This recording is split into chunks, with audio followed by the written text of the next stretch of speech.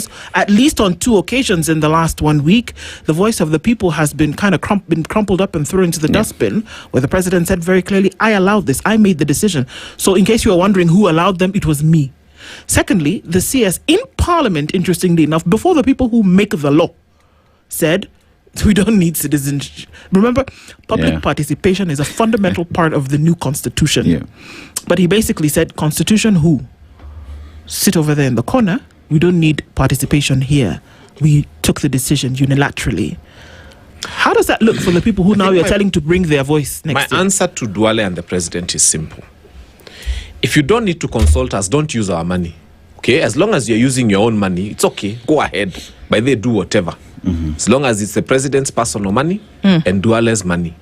But as long as you intend to use our taxes, our money, our policemen, our resources, our vehicles, anything that belongs to the state, then we must be involved and we must be consulted. So it is actually okay to wake up and say you don't need to consult. And that is on matters relating to your house and your family. But on matters relating to this country, on matters that have got to do with our resources, on matters that have got to do with our taxes, on matters that have got to do with our health. Remember, this is not Duale's health at risk. It is the health of the nation at risk. Then you must consult us. And you know, sometimes they tend to think that because hatujaenda maandamano, we are not angry enough. In our hearts of hearts, sisi tunaandamana. Hata tukiwa tumeketi hapa tunaandamana. And we feel the pinch and we are angry at this administration. It's just that we don't have the energy to go and on the streets every other day when they commit these atrocious things that they do. But let them know that we are disappointed with them, we are dissatisfied with them, we are angry with them, and the decisions they are making are not for our own benefit. I wish he was saying, I have decided that every school now should have extra classrooms and I don't need to consult you. That's a good thing. It's for the benefit of the nation. But when you're bringing us something that, you know, by the way, what President William Ruto and Aden Duale have done, there is no difference between that and committing genocide. This is a presidency that is committing genocide upon its own citizens.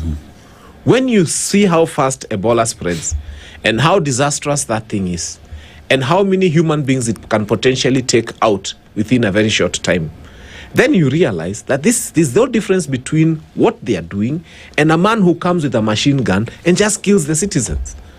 Because this is a person taking the fastest, most painful, most ugly, most dehumanizing way of killing citizens and bringing it upon the nation. Even as ugly as that, wondering where you guys are making noise. Even as ugly as that looks, I must still ask the question. I've asked this and I'm still unable to reconcile to an answer. Why the insistence? It's not about caring for another nation's sick. It's not about that. Because then I would have to ask, what about the Kenyans who are in the DRC who may be affected? Who's taking care of them? It's not about that, because then I also want to know how many other facilities, where are they? Apart from the one in Laikipia, where are they? They've not been able to tell us until today where they are. So what else? There's something beneath that we still don't seem to be able to get. What is that thing for this insistence to be so heavy? We are already insisting that Kenya is losing 30,000 Kenyans to malaria every year, and 10,000 Kenyans to pneumonia every year, and 25,000 Kenyans to cancer every year. I think this is where our focus would have been on. That, 60 years after independence, we are still losing people to malaria. Then we have now a pandemic that we don't need being brought upon us. And it's being heavily pushed down our throats. And we have to accept whether we like it or not. Nanyuki Air Base does not belong to the president. It's a state resource. It belongs to all of us collectively. And therefore, it should be run with the benefit of Kenyans in mind. Remember, this is where we see our jets are put. In case of an invasion in the country, that's where they are supposed to respond from.